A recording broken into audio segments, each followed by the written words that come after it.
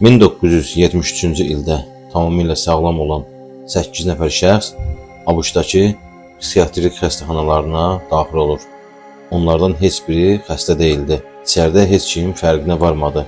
Bu təsadüfi deyildi. Bu, psixoloq David Rosenhan tərəfindən narahat edici bir suala cavab tapmaq üçün hazırlanmış bir təcrübə idi. Mütəxəssislər ruhi sağlamlıqla ruhi xəstəliyi həqiqətən də etibarlı şəkildə ayırt edə bilmirdilər. Bunu yoxlamaq üçün Rosenhan 8 adi insanı bir araya topladı.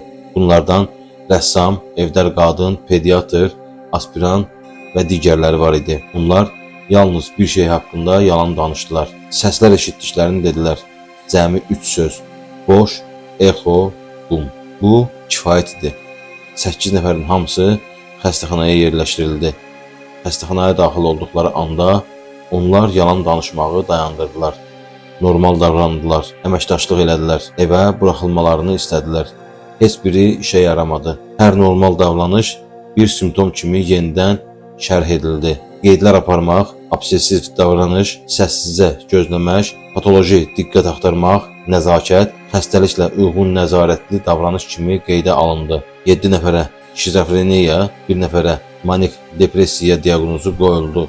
Heç bir işçi onların sağlam olduğunu hiss eləmədi, amma xəstələr bunu hiss elədilər. Əsl xəstələr onlara yaxınlaşıb fısıldayırdılar: siz digərləri kimi deyilsiniz, siz buraya aid deyilsiniz. Xəstə kimi damğalananlar təlim keçmiş mütəxəssislərin görə bilmədiklərini görüblər.